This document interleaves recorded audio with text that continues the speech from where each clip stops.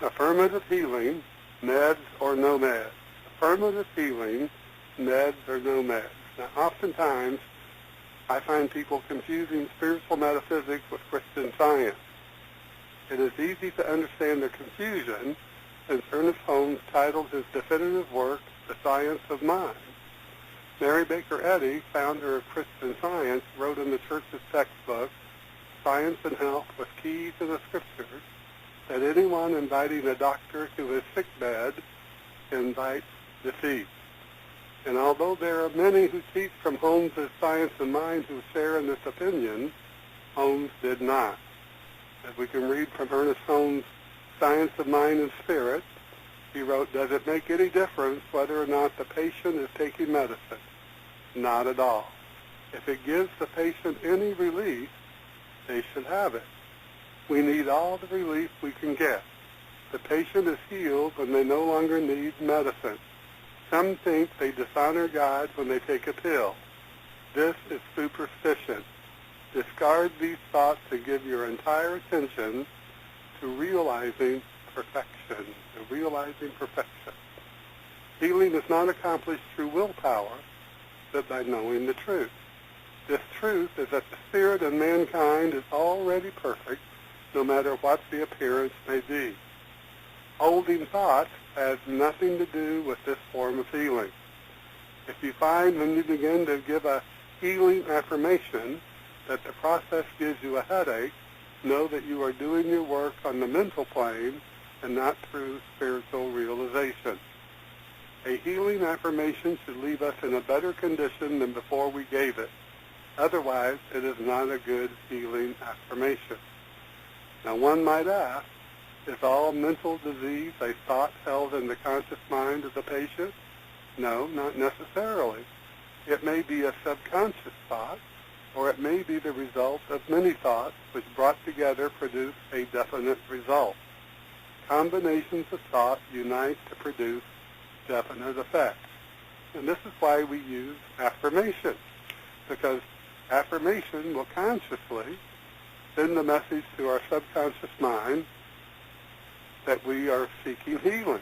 Ask and it shall be given you, seek and you shall find, knock and the door will be opened unto you. So we know that we must knock on the door of our subconscious with a conscious affirmation in order for us to change the idea or the belief that we have that has brought us into whatever it is that we're experiencing that we don't want to experience anymore. Now, for physical healing, Dr. Holmes gave us some guidelines on how to do affirmative prayer. He says take a definite time at least twice each day to be alone, sit down, compose your mind, and think about God or the good that you desire. Try to arrive at a deep sense of peace and calm, then assume an attitude of faith in a power greater than you are. Now remember, that belief in a power greater than we are has helped countless numbers of people, millions actually of people, all across the globe who attend AA meetings. There's a power greater than we are, and that power will assume itself, its intelligence, its spirit, its power for us, as us, through us, if we believe in it. He tells us to say, the words I speak are the law of good, and they will produce the desired result because they are operated on by a power greater than I am. Good alone goes from me, and good alone returns to me. So we want to think about what it is that we want this to do. We realize that there's one life, that life is God, that life is perfect, that life is our life, but because our mind is filtering all the information we receive from the world around us, we know that that truth of who we are has somehow been distorted into a belief in something not so good. That's why we find ourselves with illnesses. That's why we find ourselves with financial issues. That's why we find ourselves with relationship issues, because we've allowed ourselves unconsciously, we didn't mean to believe in things that are a detriment to what our physical, mental, emotional, financial life can be. But Dr. Holmes tells us that limitation and poverty are not things but are results of restricted ways of thinking. We are surrounded by a subjective intelligence which receives the impress of our thought and acts upon it. This is Jesus tells us. Ask and you shall receive. This natural law in the mental world is neither good nor bad. It can only be said of it that it is, and that we may consciously use it. The law is a law of reflection, for light is a mirror reflecting to us as conditions the images of our thinking. Whatever one thinks tends to take form and become a part of our experience. The medium of all thought, of course, is the universal mind. That is, the mind that's working through everyone and everything, acting as law. Law is always impersonal, neutral, receptive, and reactive. In other words, it will give us what we want, just like a fertile soil. If we plant watermelons, we will plant watermelon seeds, that is, we will get watermelons. If we plant corn kernels, we will get corn stalk. It's the medium of all thought, which is universal, mind, working through nature, working through our mental capacities. It's always impersonal, neutral, receptive, and reactive. It's always going to give us what we put into it. A sense of separation from good, of course, causes us to feel restricted, while a sense of our unity with good changes the currents of causation and brings a happier condition into our experience. Everything in the physical universe is an effect and exists only by virtue of some invisible cause. We don't know what the invisible cause is that causes that watermelon seed to produce watermelons. Watermelons that contain a multiplicity of seeds, and therefore we can grow even more and more watermelons from that one single seed that we planted. We don't know that. We don't understand that. And maybe there's scientists that do, but most of us everyday folks, we don't know what it is. We don't understand that level of physics or chemistry or whatever it may be, botany. Anyway, everything in the physical universe is an effect and exists only by virtue of some invisible cause. Mankind's individuality enables us to make such use of the law as we desire. As we desire. Remember, desire. Desire is, we break that word down, desire, it means of the Father, of the Spirit. We are bound not by limitation, but by limited thought. The same power which binds us will free us when we understand the law to be one of liberty and not of bondage. The power within us can free us from all distasteful conditions if the law governing this power is properly understood and utilized. So we must understand it.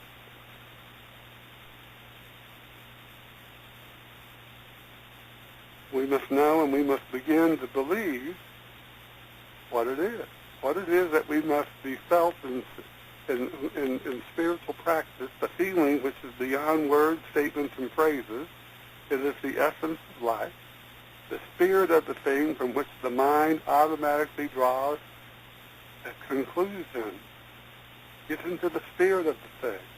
Get into the spirit of feeling well and feeling happy. Get into the spirit of connecting with this power greater than we are, and allow ourselves to feel good.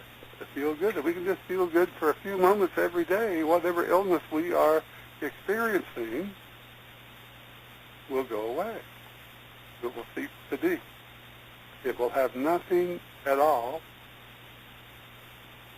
to support it.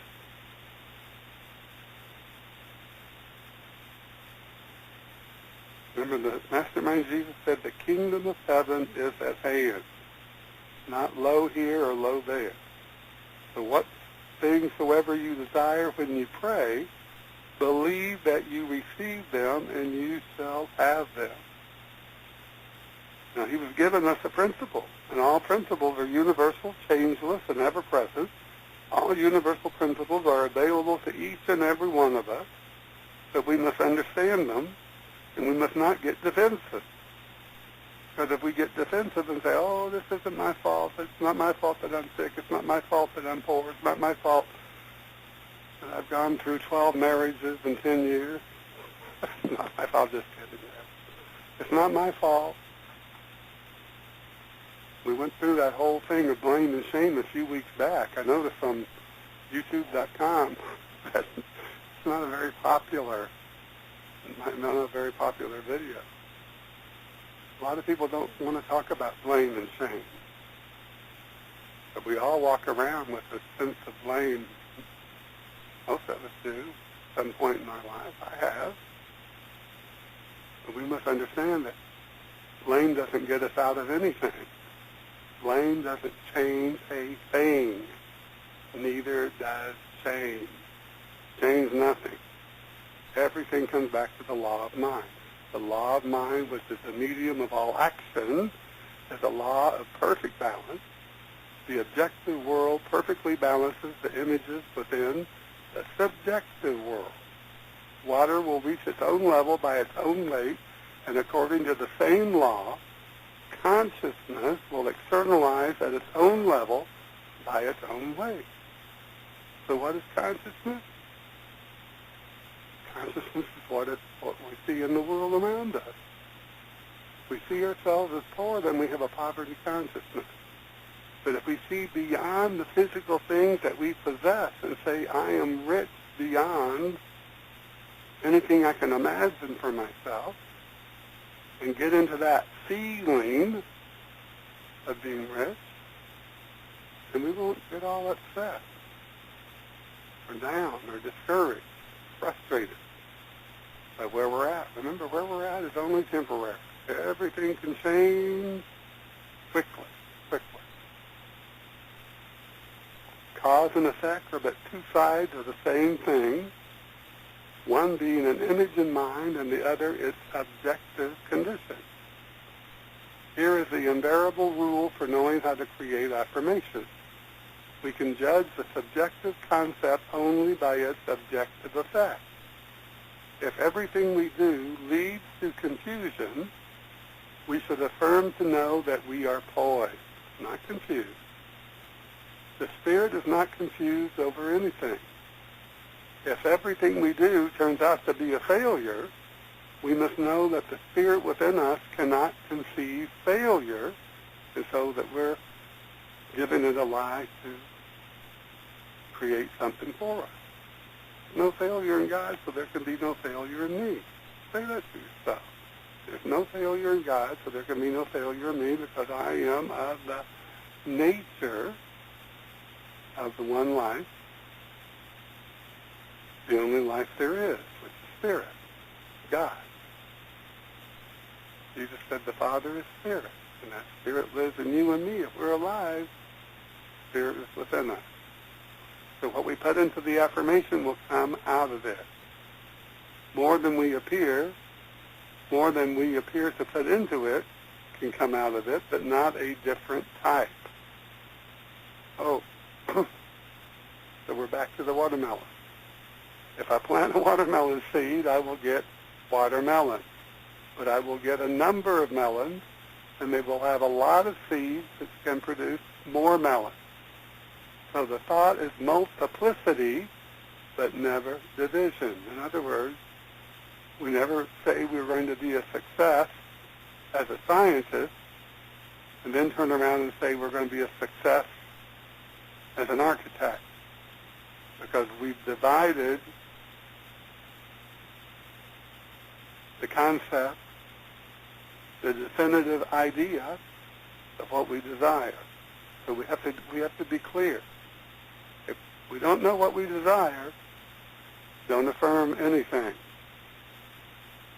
Affirm to know that we know what we desire. Affirm to know that we know what will make us happy, what will make us feel good about life, what will make us feel like we're in the spirit of the thing and we're healthier and happier,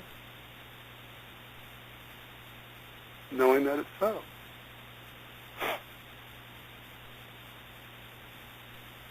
Affirmations are a definite, conscious, concrete thing.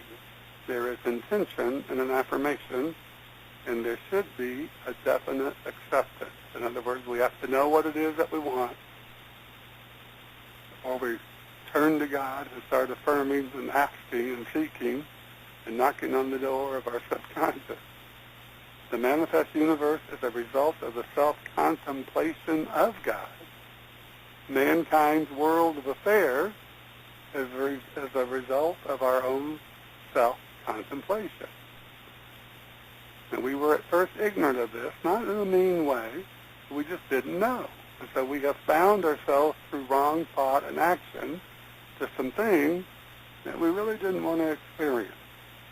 And we all want to experience life. And most of us want to experience a fullness of life. We want to have an adventure in this thing called life. Not everybody does. Some people like a quiet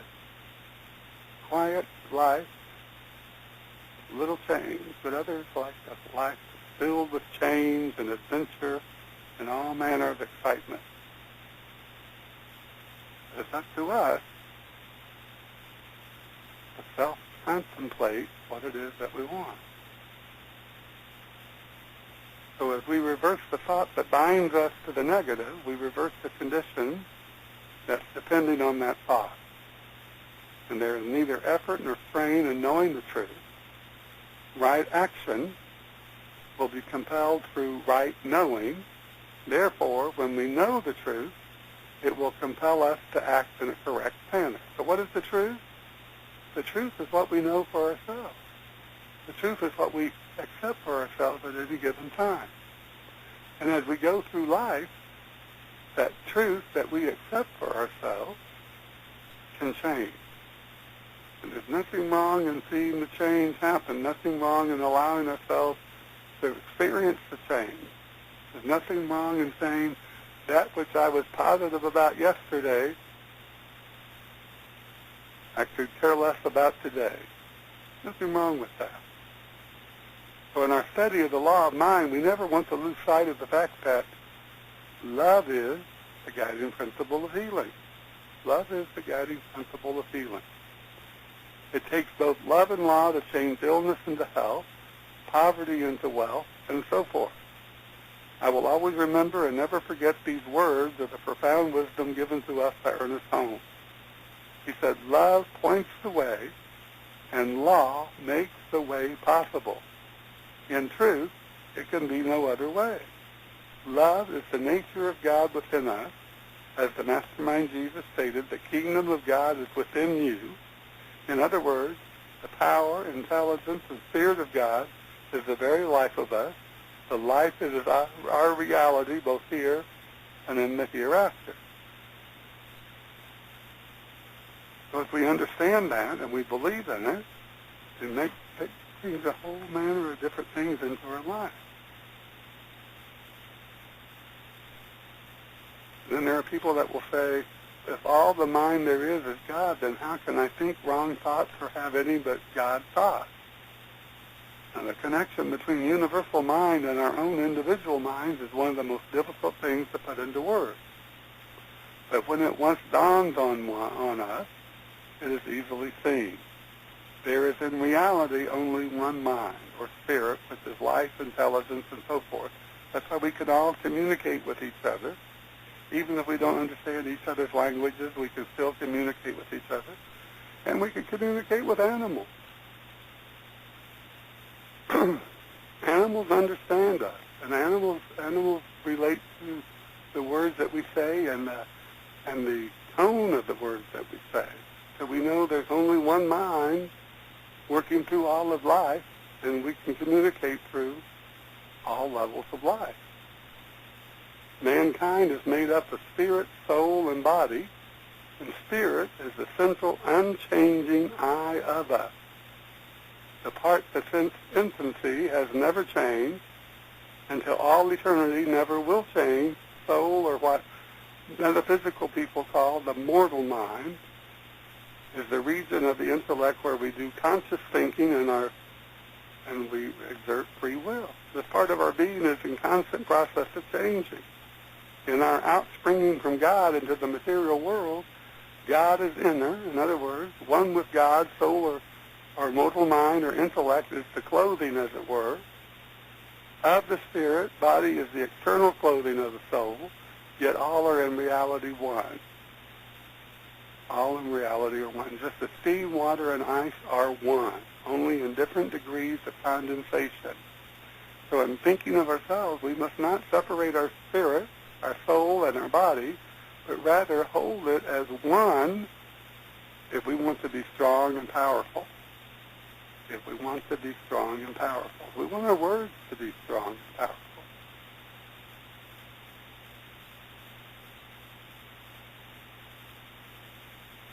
Our reality, let's remember that. Our reality is always changing. The kingdom of God is within you. Remember that. From the mastermind Jesus. In other words, the power, the intelligence of the Spirit of God is the very life of us, the life that is our reality both here and in the hereafter. Love creates the desire to be well when we are ill. Love creates the desire within us for our loved ones to be well when they are ill. Love is the most powerful attribute of the nature of God within us. Someone once said, love is the liberator. Love is the liberator. Every legitimate medical professional would have to agree that love has healing power, liberating power. We can have the greatest of surgeons or the most cutting-edge medication, but without the love, that is the desire to live, the desire for health and happiness and peace, few will ever recover from their ailments. Few recover from their ailments. We must have that desire to live, and to live in the peace of knowing that God, in infinite spirit, is always seeking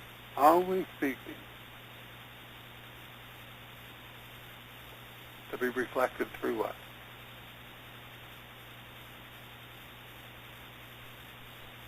Think of these words from the great Dr. Joseph Murphy. I know there's only one source, the life principle from which all things flow. It created the universe and all things therein contained. I am a focal point of the divine presence. My mind is open and receptive. I am a free-flowing channel for harmony, for beauty, for guidance, for wealth, and the riches of the infinite. I know that health and wealth and success are released from within me and appear in the world in which I live as expressions of that which I believe within me, in my own mind. God has created me with a creative power. Therefore, I can't spend my time waiting for things to happen. I am a co-creator with God, therefore I must affirm and realize that my thinking and feeling must be unified with the good that I desire, with the love and the law that creates all things. Love points the way and law makes the thing possible because the law is a law of correspondence. Life is a mirror.